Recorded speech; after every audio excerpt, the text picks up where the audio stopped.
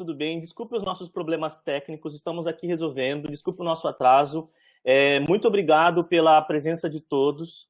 Tivemos aqui algumas intercorrências. Vocês ainda não viram a imagem do professor Paolo, nosso convidado, o professor Paolo Persichetti.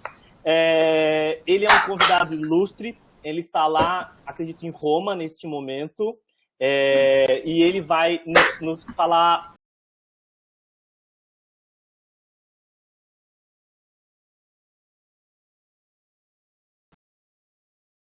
O professor Paolo Persichetti, ele é professor da Escola de Medicina da Universidade de Roma, e ele vai, muito em breve, ser apresentado com mais detalhe pelos nossos anfitriões.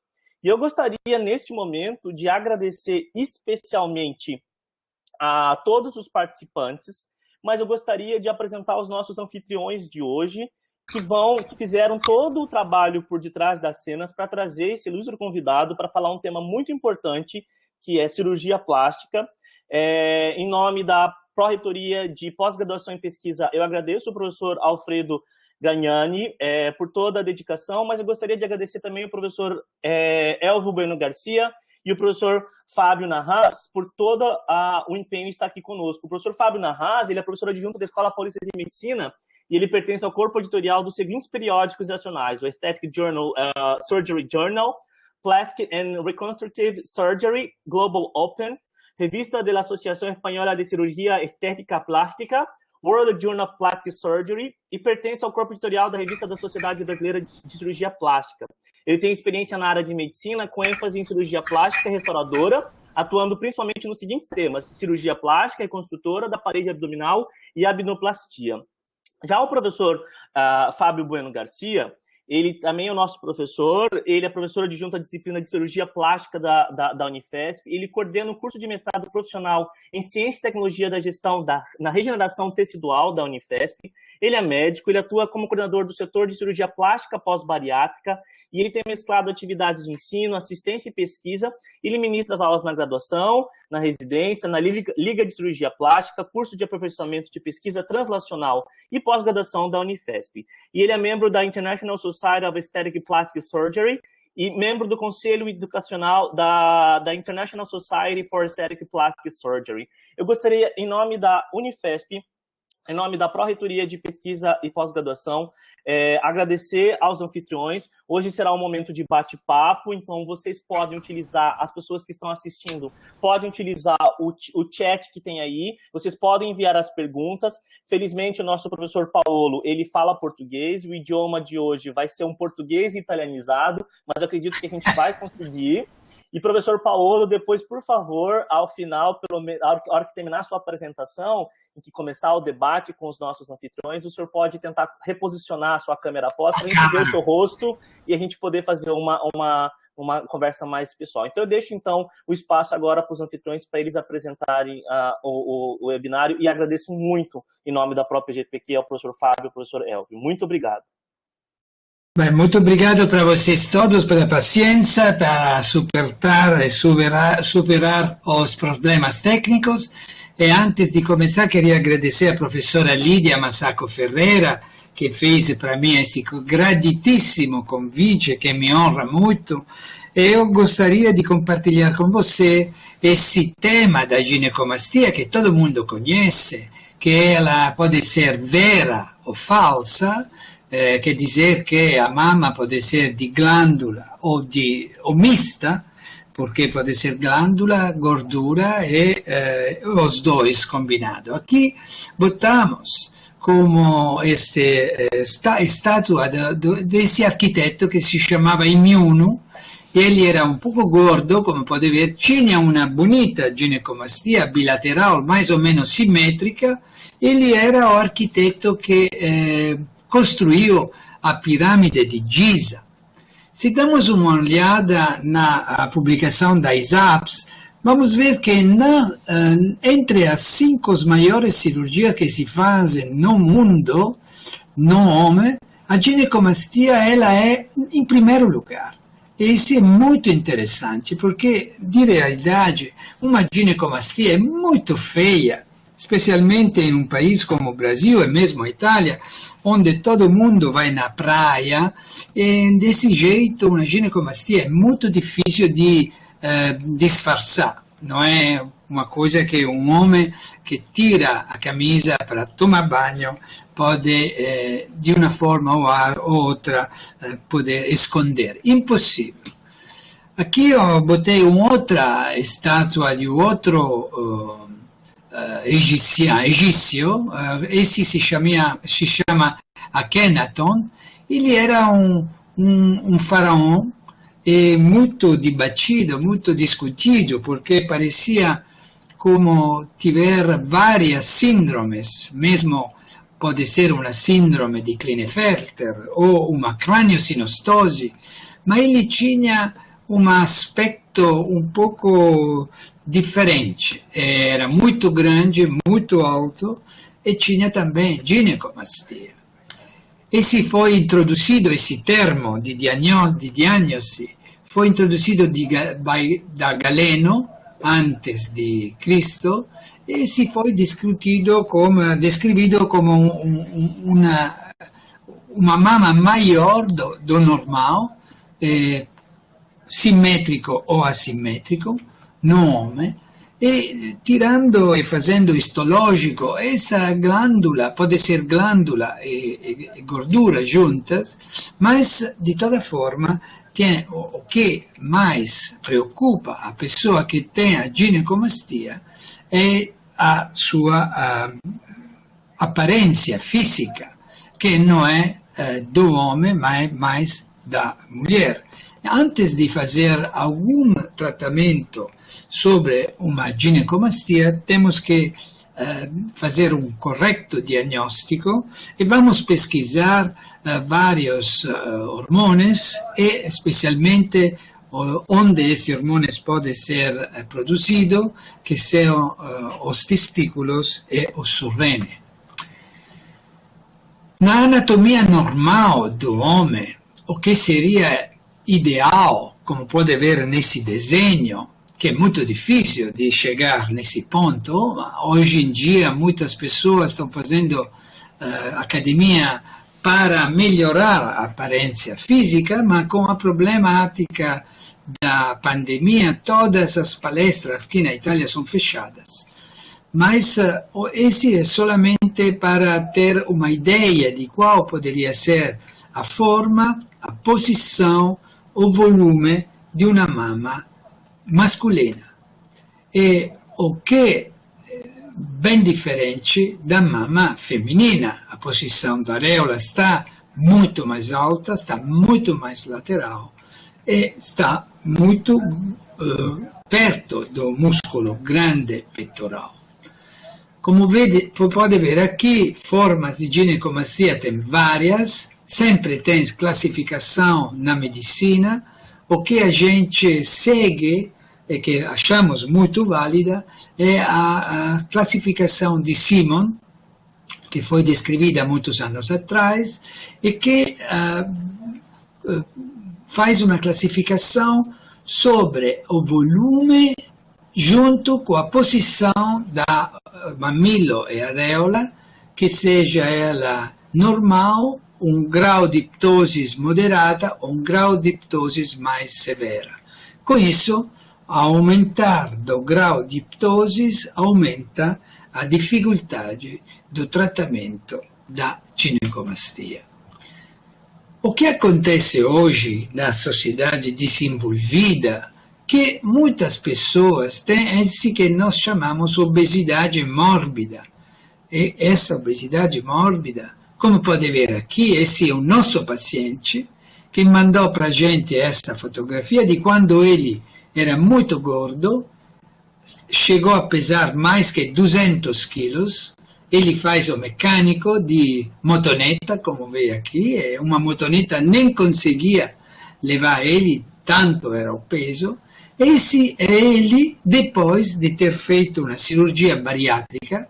E o que acontece com todo esse excesso de pele, de tecido, de gordura que pode ter, que vai modificar muito a aparência do corpo da pessoa.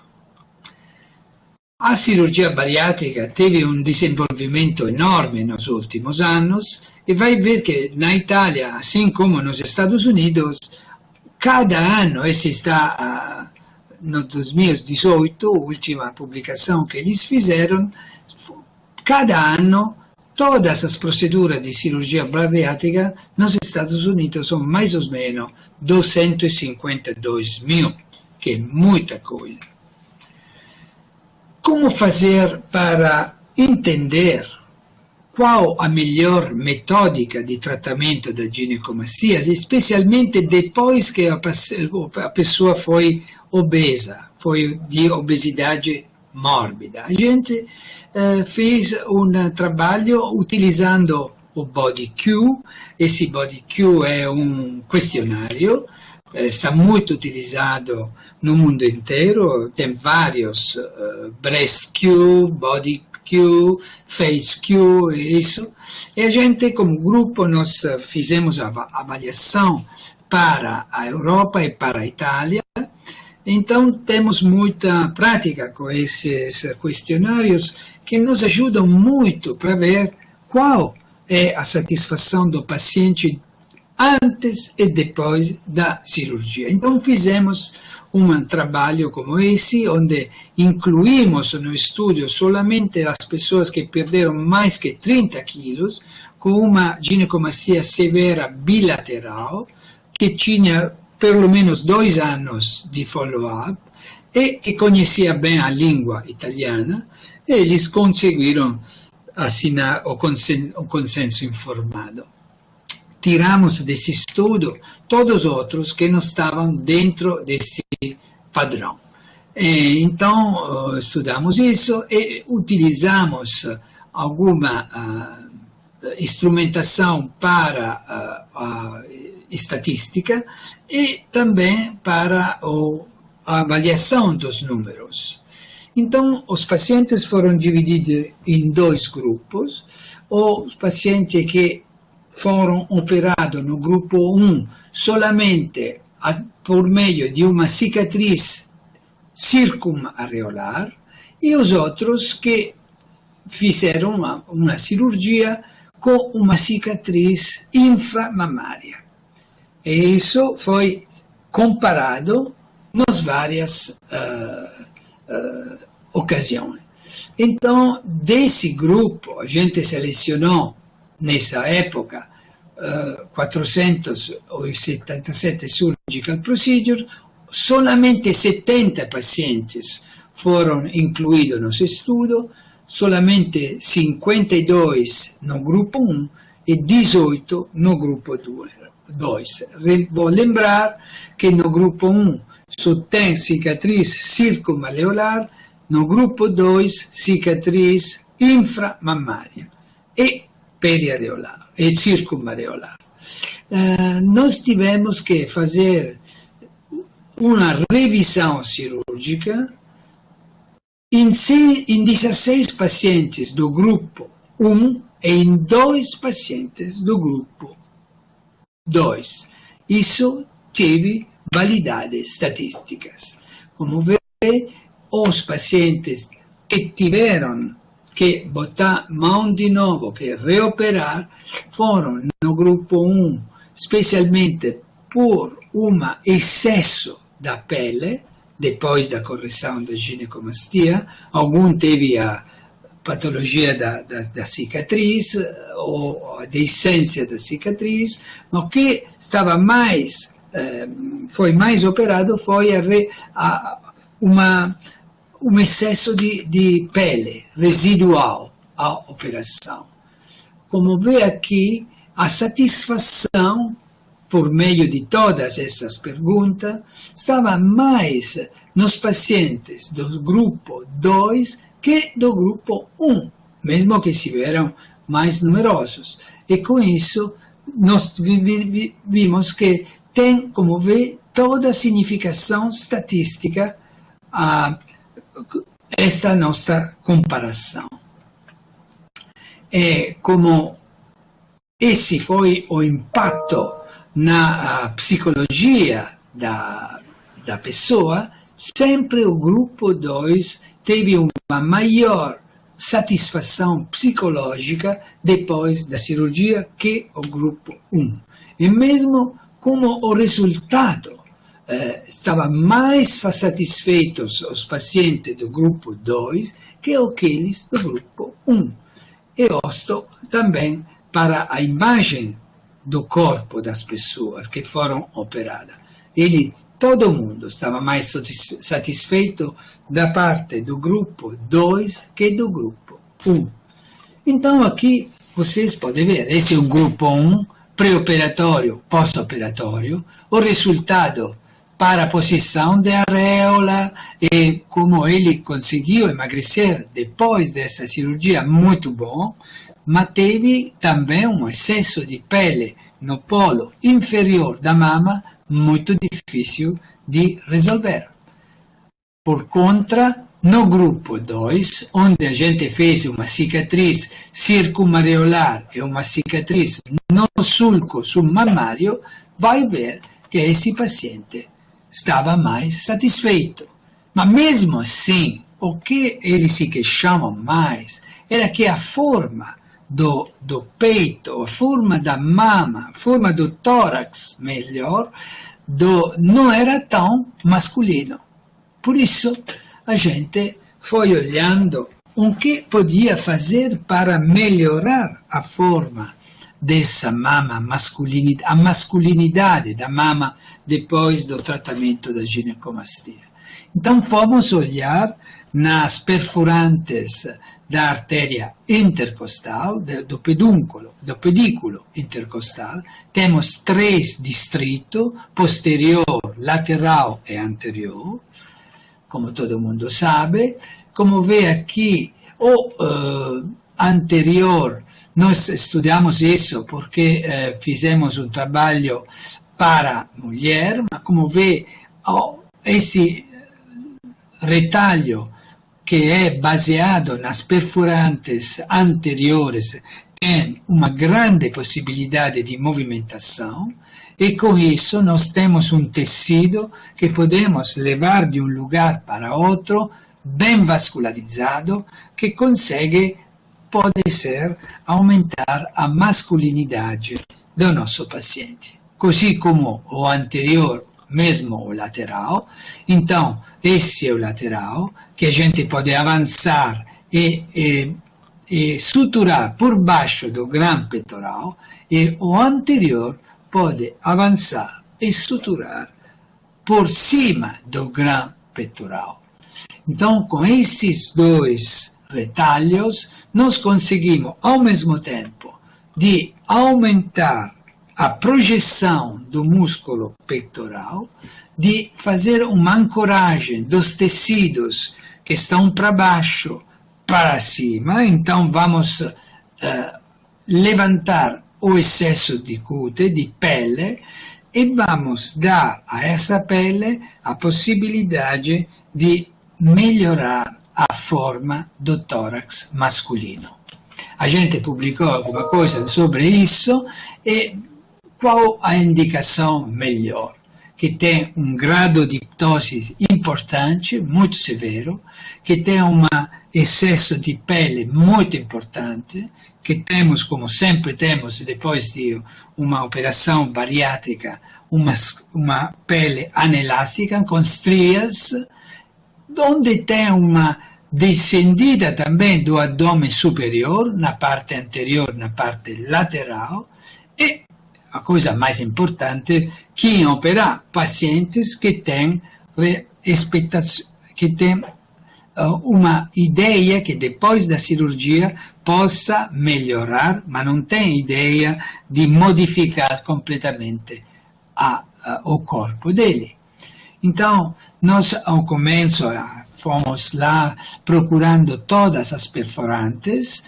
Agora, hoje em dia, não fazemos mais, porque são muitas, são muito seguras, os 2 retalhos são muito seguros, e não precisa mais fazer um estudo pré-operatório da posição dos perfurantes. Esse é o desenho que a gente fez, que desenvolvemos. Com esse desenho, podemos levantar todo o abdômen superior e lateral, da parte lateral do tórax, e com esse tecido vamos fazer uma melhor projeção do músculo grande peitoral. Esse é um caso, esse é todo o que a gente conseguiu aumentar e avançar. O desenho blu na parte inferior é onde está a incisão, é da onde a gente pode levantar todo aquele tecido que, como vê, está tudo abaixo do peitoral.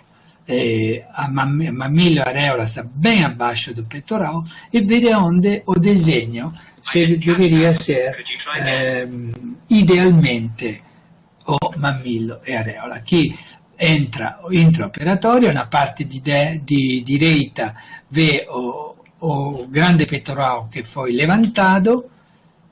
Aqui a bipartição do LICAP, do ICAP, como vê na primeira fotografia em cima, e os dois retalhos, um que vem o LICAP por baixo do grande peitoral e o ICAP por cima do grande peitoral, como pode ver na fotografia de direita. Esse é o caso. Antes e depois, ele fez abdômen também, mas, como pode ver, o resultado do tórax dessa pessoa é completamente diferente de como era pré-operatoriamente. Aqui é um caso ainda mais complicado, porque esse paciente perdeu 180 quilos, e mesmo assim fizemos abdômen, fizemos ginecomastia, mesmo assim, como vê, ele melhorou muito a conformação do tórax e conformação da mama e do abdômen. Nas projeções, vê como pode tratar toda aquela parte lateral, que vai por trás da parte lateral do tórax. Essa metódica, levantando o tecido e ancorando o tecido no tórax e por baixo do peitoral, consegue ganhar todo um volume na parte torácica, utilizzando essa pele in eccesso, che è molto difficile di trattare. E aqui um caso mais simples, mas uma ginecomastia muito importante. Como vê, esse tem um mini film para ver como a gente faz no bloco operatório, como é possível. Muito importante fazer desenho simmétrico, porque na simetria do resultado está também a simetria no planejamento da cirurgia. O mamilo e a areola pode ser mobilizada, peduncolada superomedialmente, ou hoje em dia, quando temos muito excesso di pelle, a gente prefere fazer um enxerto di mamilo e areola. Aqui, como a gente prepara o sito ricevitore, aqui é, como pode ver, está peduncolado o mamilo e a areola, vai passar na nova posição. Aqui estamos levantando o grande peitoral, que você vê na hélice, e ali pode ver como o retalho consegue ser mobilizado para cima e bem ancorado ao periósteo das costelas. E aqui a parte anterior, por cima do peitoral, para dar mais volume. Aqui, como acaba na mesa de operação, vê que o grande peitoral, o músculo, está muito bem definido, e aqui, no pós-operatório, vai ver como ele conseguiu ser. Aqui um outro caso, são muito símiles. onde esse é mais recente, foi operado um mês e meio atrás, mas botei porque mudou muito e ele é muito satisfeito. Ainda mais um caso com uma ptosis muito importante, ele muito magro, e aqui os retalhos intraoperatório e depois, algum dia, algum caso. O que é mais importante de notar que essa técnica consegue uma transformação dos volumes. Olha esse, a parte lateral que está esvaziada, com pele flácida, que cai para baixo, está reutilizada para fazer que a triangularidade do tórax masculino seja reconformada. E a cicatriz tem que ficar no sulco do músculo peitoral. Olha aqui. A posição da areola e mamilo vai ser muito bem discutida, mas o que a gente está pensando agora é que, quando possível, a gente vai fazer um enxerto de mamilo e areola, porque faz sim que a técnica seja muito mais leve, muito mais fácil, e não temos preocupações para a tunelização do pedúnculo, do pedículo, que pode ser às vezes difícil e que pode fazer estases venosas. Então, nós preferimos hoje em dia fazer enxerto. Aqui, que tiver interesse pode ler esse trabalho que publicamos ano passado, e vou terminar esta apresentação com esse busto de homem, que é um homem muito lindo, é um jovem, como pode ver. Esse era a pessoa que fez que o imperador Adriano ficasse namorando dele. Ele morreu, e ele morreu enquanto estava nadando sobre o Nilo. Morreu e o Adriano ficou tão mal que fez estátuas, fez tudo com dedicação para ele. Ele até fundou uma cidade que se chamava Antinoquia, no Egito.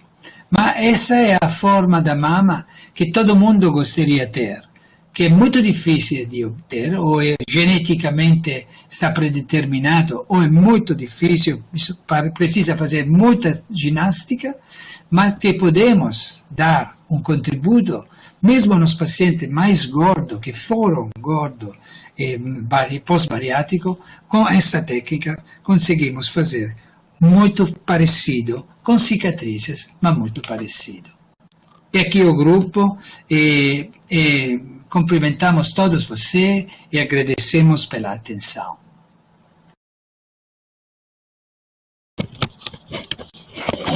Deu? Parabéns, professor Paulo.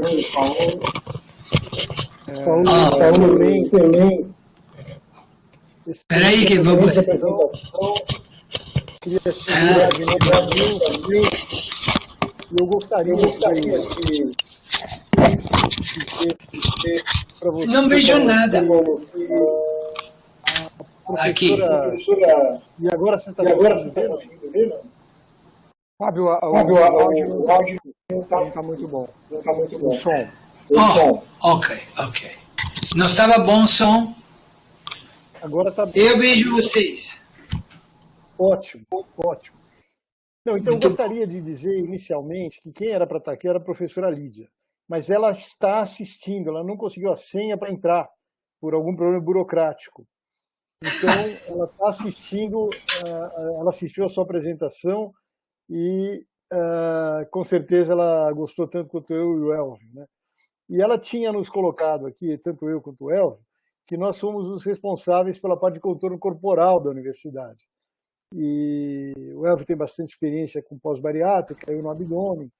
Então, para nós foi realmente um prazer ver a sua apresentação e te digo que realmente é bastante interessante. Na realidade, essa minha fala ela deveria ter sido no início, que eu ia te apresentar como professor e chefe do Departamento de Cirurgia Plástica da Escola de Medicina da Universidade de Roma, além de ser o editor-in-chief do European Journal of Plastic Surgery. E essa era a introdução que eu ia falar, mas você acabou iniciando a sua apresentação de uma forma muito bacana, porque você conseguiu ultrapassar qualquer barreira tecnológica usando uma técnica simples de colocar a sua câmera na sua apresentação, no seu PowerPoint. Em relação à aula, ela foi uma aula muito erudita, com bastante histórico, mostrando que o ensino nas escolas italianas é sempre muito bom. Eu fiz Dante Alighieri no Brasil e eu vejo que a tua cultura geral é bastante grande, citando vários momentos aí da história greco-romana, né? Mas é muito interessante ver quanto você conseguiu estudar e avaliar a microcirculação dos retalhos. E aí você passou a fazer sem ter que isolar pedícula e absolutamente nada, né? Só pela experiência de que esses retalhos funcionariam muito bem, você passou a fazê-los de uma forma muito interessante. Você coloca um na frente do músculo peitoral e o outro posteriormente ao músculo peitoral. Você sutura um ao outro ou não? Não. Não precisa. Eu não preciso. Eu sou preocupado com que esse retalho consiga levantar toda a pele por baixo dele. Então vou fixar em pontos mais seguros, periósteo das costelas, em vários pontos. Quando esse é o LICAP, a parte lateral, por contra o ICAP, que é na parte anterior, vai por cima do peitoral. Então fica suturando ele na faixa do peitoral. E depois a pele vai revestir tudo, vai cobrir tudo. Entendo. E o outro retalho que vai anteriormente, você fixa ele na face do peitoral, é isso? Isso aí. O que eu não consegui entender muito bem, se você joga algum deles mais para a lateral, o outro mais para a medial, os dois vão em direção superior apenas, mediana, onde seria a areola? Eu vou suturando e avançando os retalhos, baseando onde está a necessidade. Quanto mais posterior for o excesso de pele que recai em cima da outra, mais anterior eu faço a tração. É como um lifting da face. Sim. Onde precisa, eu vou. E com esses retalhos é muito fácil porque você tem uma grande segurança vascular. Eles são muito resistentes e são capazes de segurar o peso de todo aquele tecido. E com isso conseguimos fazer, mesmo nos super obesos, esse avançamento muito bom. Sem deixar tecido em excesso na parte lateral do tórax, que é uma parte muito difícil. E qual é a sutura que você usa, Paulo? Nós utilizamos o PDS. PDS é uma sutura que conhece muito bem, tem uma reabsorção mais ou menos em 3 meses. E vamos fazer vários pontos e depois o paciente tem uma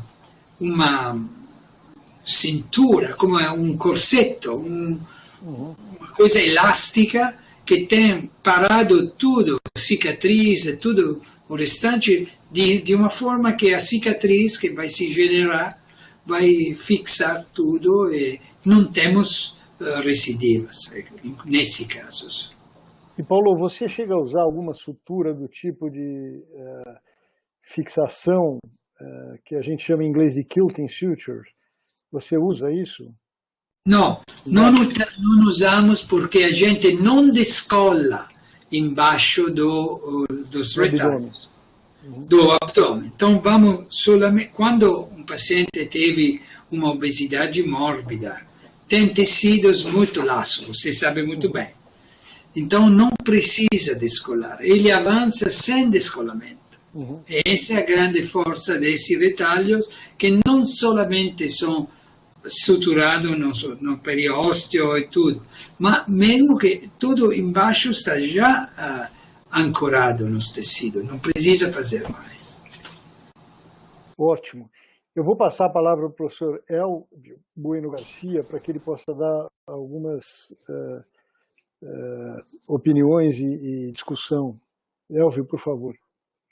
Bom dia a todos. Primeiramente, eu quero agradecer esse honroso convite feito pela professora Lídia, pelo professor Camilo, e estar presente aqui com vocês nessa live, junto com o meu colega da universidade, o Fábio Narra, e ter o prazer de rever novamente o Paolo, mesmo que à distância, mas é sempre bom te ver e aproveitar dessa apresentação que foi magnífica, né? Ficou absolutamente muito clara, você é um estudioso do tema e trouxe grandes contribuições. Eu confesso que eu fiquei impactado com os resultados dos seus casos muitas vezes extremos, e também com a evolução do estudo, né?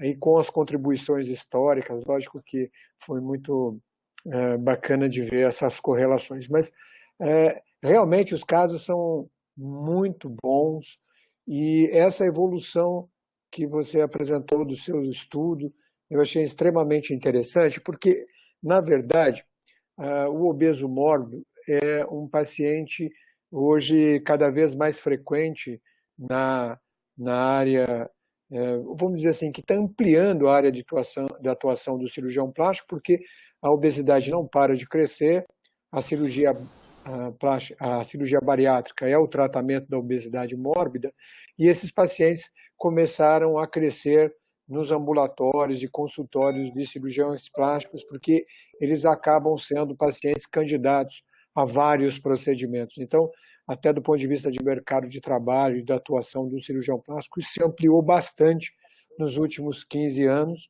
e a gente vê um número muito grande desses pacientes e o cirurgião plástico tendo que atender esses pacientes, que muitos deles se tornam grandes desafios no tratamento. E eu achei extremamente interessante, porque quando você faz a comparação do seu estudo, do grupo 1 e do grupo 2, onde há, de certa forma, um tratamento com maior economia de pele, a gente sabe que a ginecomastia, muitas vezes, ela não só, vamos dizer assim, é um transtorno ao paciente do ponto de vista de volume, mas o paciente pós-bariátrico é um paciente que se incomoda demais com a flacidez e o excesso de pele, né? E esse é um grande problema, um grande dilema para nós, cirurgiões plásticos, o quanto podemos compensar essa flacidez ou avançar numa ressecção maior de pele, trazendo ao paciente o desconforto de ter uma cicatriz mais evidente ou mais presente. E o seu estudo mostra que, no fundo, né, o que interessa é um tratamento global, né? A gente tirar o volume e também o excesso de pele. E da forma que você apresentou, com essa cicatriz escondida no sulco e a reposição da placa areopapilar, os resultados ficam muito interessantes, né? Porque a gente tem uma vontade de fazer uma ressecção horizontal ali, deixar uma cicatriz, muitas vezes horizontal, no tórax e não esconder tanto, porque isso se torna uma cirurgia, vamos dizer, mais objetiva, talvez mais fácil, né? E com menos chances de complicação. Mas eu realmente quero te parabenizar, agradecer essa oportunidade de estar aqui com vocês. Não sei se tem alguém no chat que queira fazer algum questionamento, mas eu queria te perguntar especificamente sobre essa técnica que eu achei muito bonita, os resultados muito bons. Se você tem alguns casos que você tem uma volumização maior do que gostaria. A impressão que dá que, como a mama está em pitose, quando você traz os tecidos para cima, você faz esse volume do tórax que dá uma característica de um tórax mais masculinizado. Mas a minha pergunta é, você teve casos que houve um excesso de volume ou, de alguma forma, você diminui o volume, você faz uma ressecção parcial desse volume para não levar ele extremamente volumoso lá para o polo superior? Essa é uma pergunta. Bem, claro, a gente faz uma ressecção se tiver excesso de tecido, e o que não vamos ressecar é quanto estimamos que vai ser necessário para sublevar, para manter a posição nova dos tecidos para baixo e dar uma forma, um volume razoável, um volume normal. No começo um pouquinho mais, mas com o tempo a pressão que se faz ali, parte daquele tecido gorduroso vai ser resorvido e fica sempre muito bom, de uma forma que é muito natural. Não é uma... E o que é o mais importante é que a cicatriz seja no sulco peitoral, lateral e anterior. Se a cicatriz fica naquele sulco, o resultado é muito bom, porque a cicatriz ajuda o desenho do tórax, ajuda a forma do peitoral masculino, que é quadrado na parte de baixo e mais aberto na parte lateral. Isso é a coisa mais importante. Depois o volume pode ser muito bom, aumentá-lo ou menos, mas o que é bom é que a cicatriz fica ali. E para ficar ali, tem que botar pontos por baixo do peitoral e por cima dele, que não vão deixar que o tecido volta para trás. Porque a gravidade deixa, e o peso deixa que o tecido volta para trás. Todo esse esforço vai ser para que, mesmo no desenho, que afinal a cicatriz fica ali. Esse desenho, que é feito com um peixe, mas é solamente assim para lembrar, é mesmo a forma da cicatriz final, que é muito bom.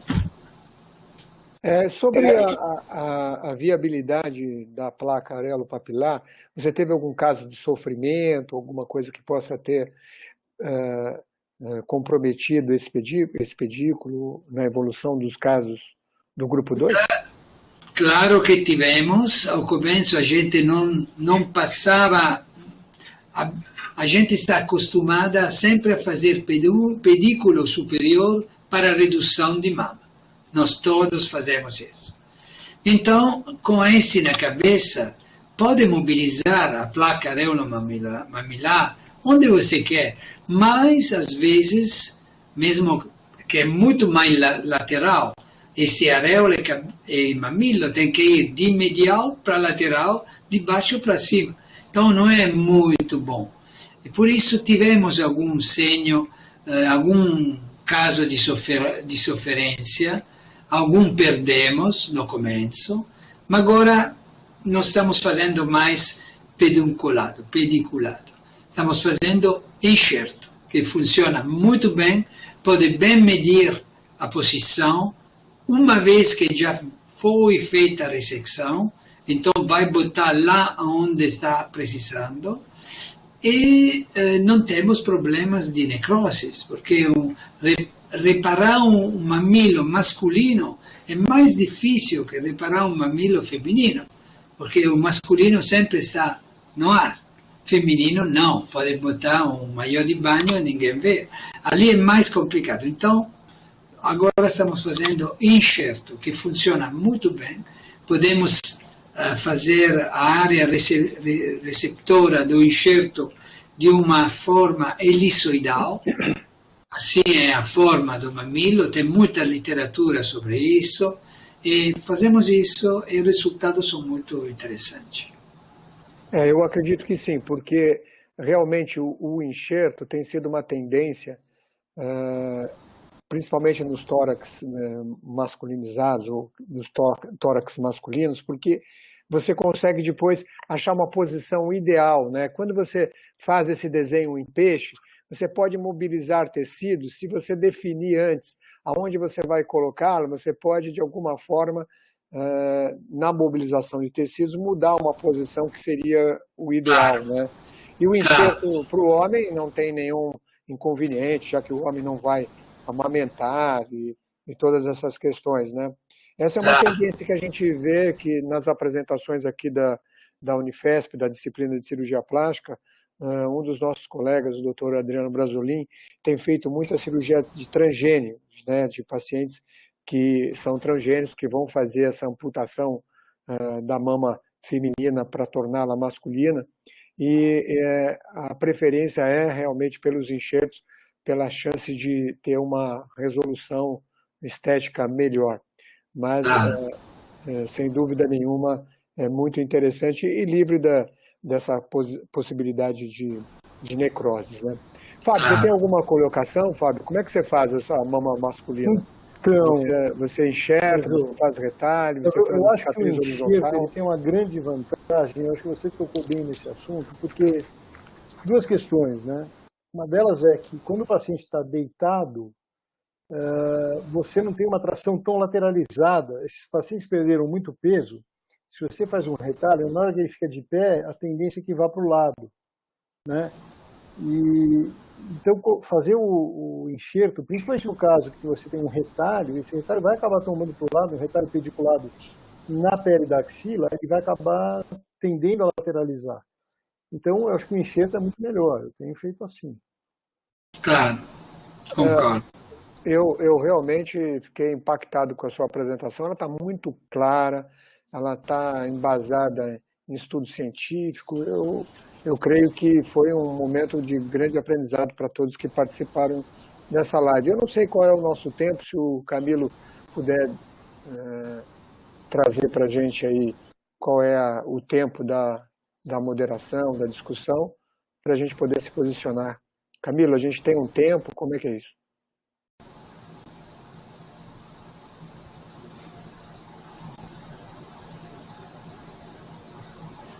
Não sei se ele está presente, mas de qualquer forma, no chat não teve nenhum questionamento. Eu acho que também tem a ver, Paulo, com a clareza da sua apresentação, né? Isso ficou muito evidente que você trouxe de forma didática tudo que poderia ser apresentado, inclusive filmou para a gente ter uma ideia muito melhor do que é, né, aquilo que você está exercendo como uma prática aí importante. Casos dos mais simples aos mais acentuados, né? Pacientes que perderam aí mais de 150 quilos. Tudo. Então, eu acho que foi um tempo muito especial. Eu creio que essa área de atuação da cirurgia plástica ela vai estar cada vez mais frequente nos congressos, cada vez mais presentes na vida do cirurgião plástico, e eu tenho certeza que essa é uma grande contribuição. E eu acho que a gente podia encerrar, Fábio. Você tem algum questionamento? Eu queria só fazer uma colocação que eu achei muito interessante na técnica do Paulo, que é a volumização do peitoral, né? Você consegue levar tecido e volume para aumentar a projeção do músculo peitoral na região superior ao complexo areopapilar. Isso dá aquele aspecto de peito masculino, de tórax masculino. E isso foi graças a qual dos dois retalhos? Ao anterior ou ao posterior ao músculo peitoral? Aos dois, de verdade, aos dois, porque aquele de posterior puxa para frente, empurra para frente o peitoral mesmo. Aquele por cima, que é do anterior, ele faz que o espessor do músculo parece maior. Então, um músculo bem trabalhado na academia, ele é um músculo muito grande. E com isso, temos as duas possibilidades. Os dois retalhos dão mais volume para o músculo, exatamente na parte por cima do complexo areolo-mamelar. E com isso, dá aquela forma bem masculina, né? Que é, às vezes, muito difícil. Eu, por exemplo, não faço musculação, mas para mim seria difícil ter um tórax com aqueles músculos, né? E mesmo para um ex-obeso que nunca teve, que vai se ver de uma forma muito mais atraente para ele, né? Isso aí. Fábio, acho que a gente podia aproveitar a oportunidade, se o professor Alfredo quer fazer alguma colocação, se ele está presente no chat, se ele tem alguma pergunta. Acho que também seria bom dia ou boa tarde, Alfredo. Boa tarde, Elvio. Boa tarde a todos. Então, assim, unicamente dar congratulações para o Paulo, que eu acho que a aula foi realmente magnífica, baseada em ciência, né? Você mostrou os estudos, como chegou nessa técnica, e os resultados são maravilhosos. É bem diferente do que a gente, às vezes, vê simplesmente alguém colocar seus pré e pós. Você mostrou toda a sua evolução, de como você chegou nessa técnica e como ela é boa, né? E os resultados que você mostrou são excelentes. Então, eu acho que ficou maravilhoso. Eu queria, de outra parte, agradecer muito toda a organização. Eu fui simplesmente um colaborador da professora Lídia, que foi ela, com a grande amizade que ela tem com o Paulo, com a grande visão que ela tem, né, de cirurgia plástica, e foi quem convidou, e eu simplesmente só ajudei na organização. Então, ela é nossa grande mentora aqui dentro da disciplina e tem guiado nosso programa de pós-graduação e toda a cirurgia plástica da Unifesp e do Brasil a ser uma das mais reconhecidas. Então, eu acho que ela tem todo esse valor e ela, como está com imensas atividades, ela gostaria de ter entrado desde o início e apresentado o Paulo, mas ela agradece muito, nós agradecemos e acho que foi realmente um aprendizado ótimo e esse intercâmbio é o que a gente tem como objetivo de uma internacionalização maior dentro da pós-graduação. Então, Paulo, muito obrigado e obrigado também aos professores Elvio e Fábio por terem moderado. E vocês podem, por favor, finalizar. Eu acho que nós tivemos um grande acréscimo para a disciplina. Obrigado. Bom, eu vou finalizar a minha participação agradecendo enormemente o convite, parabenizando o Paulo, toda a organização, dizendo que acho que essa questão da pró-reitoria, do programa de pós-graduação em cirurgia translacional da Unifesp, também do mestrado profissional da Unifesp, a ideia é que a gente faça intercâmbio científico, e eu acho que isso é uma das formas de a gente avançar no conhecimento, sem dúvida nenhuma, e espero que a gente nos veja em breve, que o momento mude, né, que as coisas voltem a alguma coisa mais próximo daquilo que a gente já viveu. Também esperar que esse intercâmbio não termine hoje, que a gente possa fazer novas inserções, novas participações, também pensar em atividade científica, fazer um congresso entre a Unifesp e a Universidade de Roma. Então, eu acho que isso tudo é um caminho que a gente não pode voltar atrás. Eu agradeço, quero me despedir. Foi uma honra estar com você.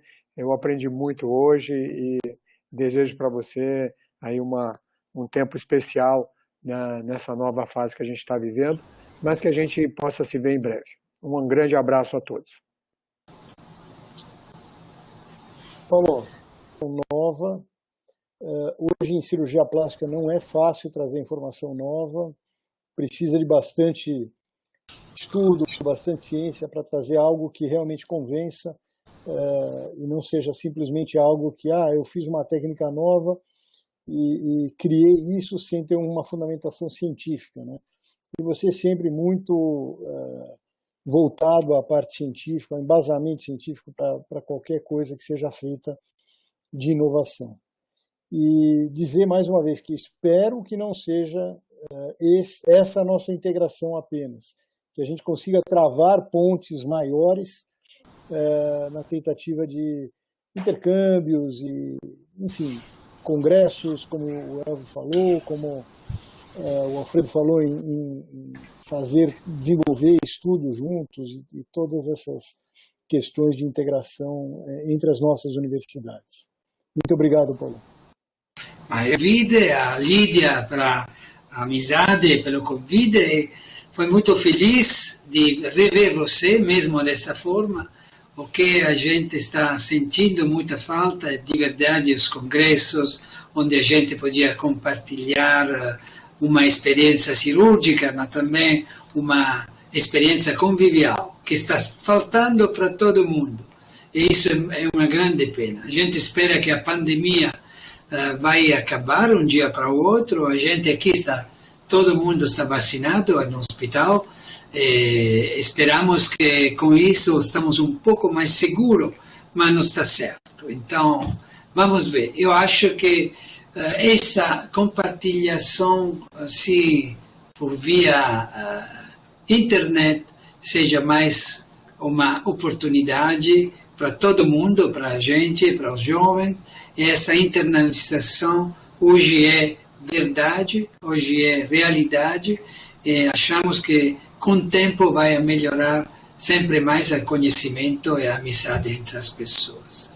Muito obrigado por ter escutado a minha ideia e